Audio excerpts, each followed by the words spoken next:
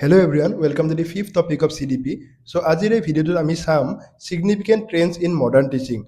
প্ৰথমতে তোমালোকে মোক এটা কথা কোৱা, যেতিয়া তোমালোকে ক্লাছত আছিলা, যেতিয়া তোমালোকে স্কুলীয়া জীৱনত আছিলা, তেতিয়া তোমালোকক টিচাৰবোৰে কেনেদৰে পঢ়ালে ভাল পাইছিলা? Through chalk and duster method only or through practical? Obviously আমি যেতিয়া প্ৰেক্টিকেলি ভালকে বস্তুবোৰ কৰোঁ, যেতিয়া আমি এক্টিভিটিজ কৰি কিনে বস্তুবোৰ বুজো, তেতিয়া আমি টপিকছবোৰ বেছি ভালদৰে বুজি পাওঁ। সেইবাবে বৰ্তমান যেতিয়া আমি ষ্টুডেণ্টছক বুজাবলৈ যাওঁ, আমাৰ কাৰণে যিমান পাৰো মডাৰ্ণ টেকনলজি মডাৰ্ণ ট্ৰেন্ডছ ইউজ কৰি কিনে তেওঁলোকক বুজোৱাটো বেছি বেটাৰ, যাৰ বাবে তেওঁলোকে পঢ়াখিনিত অকল চক এণ্ড ডাষ্টাৰ মেথডত তেওঁলোকে সীমিত নাথাকিব, তেওঁলোকে পঢ়াখিনি এক্সপেৰিমেণ্টৰ দ্বাৰা তেওঁলোকে পঢ়াখিনি এক্টিভিটিছৰ দ্বাৰা বেছি ভালদৰে বুজি পাব। So' let's begin the today's topic. First of all let us see what is modern teaching methods.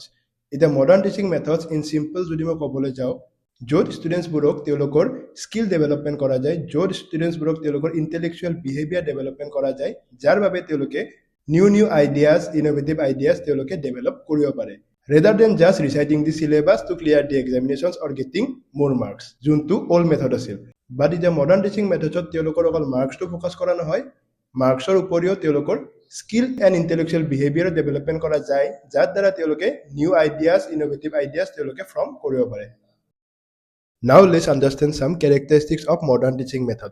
এতিয়া characteristics বুলি ক'লে প্ৰথম characteristicsটো হৈছে student centered approach, অৰ্থাৎ যোনটো আমাৰ modern teaching methods থাকিব সেইটো student centric হ'ব লাগিব, যোনটো ষ্টুডেণ্টছক বেছি ফ'কাছ কৰে এণ্ড টিচাৰ্ছক জাষ্ট এটা গাইড হিচাপেহে লয়। As for example, instead of only lecturing, the teacher asks the students to share their ideas on a topic or solve problems in group. অৰ্থাৎ যেতিয়া ষ্টুডেণ্টছটোই প্ৰব্লেমছটো গ্ৰুপত ছল্ভ কৰিব, যেতিয়া তেওঁলোকৰ আইডিয়াছটো সেই টপিকৰ ওপৰত দিব, তেতিয়া তেওঁলোকৰ আণ্ডাৰষ্টেণ্ডিংটো বেছি বেটাৰ হ'ব। সেইবাবে মডাৰ্ণ টিচিং মেথডে ফ'কাছ কৰে ষ্টুডেণ্ট চেণ্টাৰ্ড এপ্ৰ'চৰ ওপৰত। The next characteristics is use of technology, অৰ্থাৎ মডাৰ্ণ টিচিঙত আমি টিচাৰ হিচাপে কি কৰিব পাৰোঁ, স্মাৰ্ট বৰ্ড ইউজ কৰিব পাৰোঁ, নাইবা আমি কিছুমান ভিডিঅ' দেখাব পাৰোঁ to explain the solar system. তো এনেদৰে আপোনালোকে যোনখন ছাবজেক্ট পঢ়াব, আপোনালোকে যিটো টপিক পঢ়াব, সেই টপিকটোৰ স্পেচিফিক কিছুমান বস্তু টেকনলজিৰ দ্বাৰা আমি মডাৰ্ণ স্মাৰ্ট বৰ্ডৰ দ্বাৰা বা ভিডিঅ'ছৰ দ্বাৰা আমি দেখাই তেওঁলোকক ভালদৰে বেটাৰ ৱেত টিচিংটো কৰাব পাৰোঁ। The next characteristics is activity based learning, অৰ্থাৎ যেতিয়া ষ্টুডেণ্টছটোই লাৰ্ণিং বাই ডুইং কৰি কিনে বুজিব, তেওঁলোকে ভালদৰে টপিকটো বেটাৰলি আণ্ডাৰষ্টেণ্ডো কৰিব without any problem. As for example, যেতিয়া তোমালোকে ছায়েন্স ক্লাছ ল'বা, তেতিয়া ষ্টুডেণ্টছক যেতিয়া আমি চিম্পল এক্সপেৰিমেণ্ট কৰোৱাম, তেওঁলোকে কিতাপ পঢ়াতকৈ অকল তেওঁলোকে এক্সপেৰিমেণ্ট কৰি বেছি ভালদৰে এক্টিভিটি কৰি বুজি পাব। The fourth characteristics is skill oriented learning, অৰ্থাৎ যেতিয়া ষ্টুডেণ্টছক আমি অকল কিতাপৰ কথাই পঢ়াম, তেওঁলোকে জাষ্ট মাৰ্কছতে ফ'কাছ কৰিব। বাট ৰেডাৰ দেন দিছ আমি কি কৰিব পাৰোঁ, কিছুমান ষ্টুডেণ্টছ এনেকুৱা আছে য'ত নেকি ডেন্সত, য'ত নেকি গানত ভাল, নাইবা কিছুমান বিভিন্ন ধৰণৰ স্কিলছ আছে। ত' তেওঁলোকক আমি কি কৰিব পাৰোঁ, নৰ্মেল ষ্টুডেণ্টকো আমি কিছুমান গ্ৰুপ প্ৰজেক্ট দিব পাৰোঁ, আমি তেওঁলোকৰ কমিউনিকেশ্যন স্কিল ডেভেলপমেণ্ট কৰিবৰ কাৰণে কিবা কৰিব পাৰোঁ। নেক্সট তেওঁলোকক প্ৰব্লেম চলভিং স্কিলো আমি ডেভেলপমেণ্ট কৰাবৰ কাৰণে কিবা এক্টিভিটিজ কৰাব পাৰোঁ। তো এনেদৰে তেওঁলোকৰ স্কিল অৰিয়েণ্টেড লাৰ্ণিংটোও ভালদৰে ডেভেলপমেণ্ট হ'ব, য'ত তেওঁলোকৰ লাইফ স্কিল ডেভেলপ হ'ব with academic knowledge. The fifth characteristics is continuous and comprehensive evaluation, অৰ্থাৎ য'ত এছেছমেণ্টটো ৰেগুলাৰলি কৰা যায়, not just through final exams. অৰ্থাৎ ইয়াতে কি হয়, আমি ইউনিট টেষ্ট পাতোঁ, আমি হাফ ইয়াৰলি এক্সাম পাতোঁ, আমি নেক্সট আৰু ছেকেণ্ড বা থাৰ্ড ইউনিট টেষ্ট পাতোঁ, এণ্ড তাৰে পিছত লাষ্টত আমি ফাইনেল এক্সামিনেশ্যনটো পাতোঁ। তো ইয়াতে কি হ'ব, যোনটো তেওঁলোকে টপিকখিনি পঢ়িলে বৰ্তমান সময়ত, সেইখিনি অকল তেওঁলোকে ফাইনেলৰ কাৰণে মনত ৰাখিব নালাগে, তেওঁলোকক সৰু সৰু কিছুমান এক্সাম লৈও তেওঁলোকৰ প্ৰেজেণ্ট এছেছমেণ্টখিনি আমি ল'ব পাৰোঁ, যোনটো বৰ্তমান মই তোমালোকৰ ডেইলি ক্লাছৰ পিছত এটা প্ৰেক্টিছ টেষ্ট দিওঁ। তো সেইটো এটা কণ্টিনিউৱাছ এণ্ড কম্প্ৰেহেনচিভ ইভালুৱেশ্যনতে পৰে।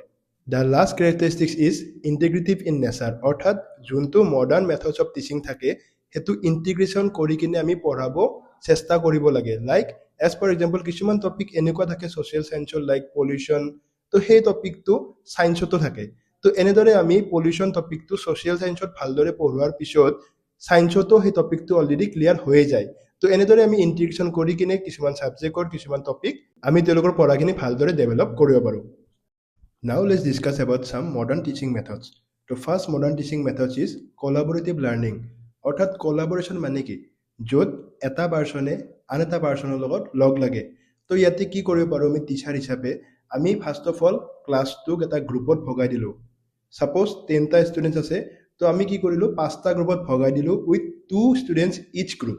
আৰু এই 5টা গ্ৰুপত আমি প্ৰত্যেকটা গ্ৰুপত বেলেগ বেলেগ টাস্ক দিলো সাপোজ এটাক দিলো এয়াৰ পলিউশ্যন এটাক দিলো ৱাটাৰ পলিউশ্যন আৰু এনেদৰে বেলেগ বেলেগ টপিকছৰ ওপৰত তেওঁলোকক অকমান আন্ডাৰষ্টেণ্ড কৰিব দিলো বুজিব দিলো আৰু তেওঁলোকৰ যিখিনি আইডিয়া তাৰে ওপৰতে ভিত্তি ৰাখি তেওঁলোকক কজ এণ্ড ইফেক্ট আমি অকমান তেওঁলোকক ডিছকাশ্যন কৰি কিনে আমাক ক'ব দিলো তো এইখিনি হৈ যাব কলাবৰেটিভ লাৰ্ণিং য'ত ষ্টুডেণ্টছে তেওঁলোকৰ স্কিলছ ডেভেলপমেণ্ট কৰিব পাৰিব the next method is space learning অৰ্থাৎ কি হয় আমি যেতিয়া পঢ়িবলৈ যাওঁ আমি একেবাৰতে সকলোখিনি চিলেবাছ কমপ্লিট কৰিব খোজো বাট এইটো এটা ৰং মেথড হয় তো এইটো নকৰি আমি কি কৰিব পাৰোঁ যে আমি ফাৰ্ষ্ট অফ অল কিবা এটা বস্তু শিকিলোঁ অকণমান আমি ব্ৰেক ল'লোঁ তাৰে পিছত আকৌ সেই বস্তুখিনি যোনখিনি আমি বুজিছিলোঁ সেইখিনি অকণমান ৰিভাইজ কৰিলোঁ নেক্সট আকৌ অকণমান ব্ৰেক ল'লোঁ নেক্সট আকৌ সেইখিনি বস্তু অকণমান ৰিভাইজ কৰিলোঁ তো এনেদৰে যদি আমি কৰি যাওঁ আমি ভালদৰে শিকিব পাৰোঁ আৰু তাৰ বাবে ষ্টুডেণ্টছৰ বহুতখিনি বেনিফিট হ'ব যে তেওঁলোকে ভালদৰে মনত ৰাখিব পাৰিব Another method is flip classroom.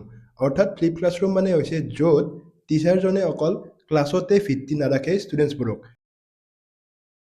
তেওঁলোকে প্ৰথমতে টপিক এটা পঢ়ালে ক্লাছৰুমত এণ্ড আফটাৰ ডেট সেই টপিকটোৰ ওপৰত কিছুমান কুৱেশ্যনছ হোমৱৰ্ক হিচাপে দিব পাৰে ষ্টুডেণ্টছবোৰক তেওঁলোকক ঘৰত অকণমান টপিকখিনি চাবলৈ দিলে তেওঁলোকে নিজে যেতিয়া টপিকটো চাব অকণমান চাৰ্চ কৰি কিনে টপিকটোৰ ওপৰত আইডিয়া হ'ব এণ্ড নেক্সট ক্লাছত তেওঁলোকে কি কৰিব পাৰে তেওঁলোকক কিছুমান কুৱেশ্যনছ কৰাব পাৰে তো এইটো হৈছে ফ্লিপ ক্লাছৰুম য'ত ষ্টুডেণ্টছে ক্লাছৰুম আৰু হোম দুয়োটাতে তেওঁলোকৰ ভালদৰে টাইমটো ইউটিলাইজ কৰিব পাৰে দ্য নেক্সট মেথড ইজ গেমিফিকেশ্যন আমি জানো যে ষ্টুডেণ্টছবোৰে অনলাইনে হওক বা অফলাইনে হওক তেওঁলোকে গেম খেলি বহুত ভাল পায় তো আমি কি কৰিব পাৰোঁ যে ক্লাছৰুমত অকল ক্লাছ কৰাতকৈ তেওঁলোকক কেতিয়াবা আগৰ টপিক প্ৰিভিয়াছ টপিকখিনি আমি কুইজ হিচাপে ল'ব পাৰোঁ য'ত আমি ক্লাছৰুমটো গ্ৰুপত ভগাই দিলোঁ আৰু সেই গ্ৰুপটোত কিছুমান কুইজ আমি ল'লোঁ এণ্ড তাৰে পিছত ষ্টুডেণ্টছবোৰে ইণ্টাৰেকশ্যনটো ভাল হ'ব লগতে তেওঁলোকে ইণ্টাৰেষ্টেডো হ'ব সেইবাবে আমি গেমিফিকেশ্যন কৰি কিনে তেওঁলোকৰ মনটো পঢ়াত আনিব পাৰোঁ the last method is self learning অৰ্থাৎ আমি যেতিয়া পঢ়োঁ যেতিয়া টিচাৰে পঢ়াই আমাক অকল সেইখিনি যদি মনত ৰাখোঁ আমি ভালদৰে হয়তো বুজি নাপাব পাৰোঁ কেতিয়াবা কাৰণ আমি ছেল্ফ লাৰ্ণিং নকৰোঁ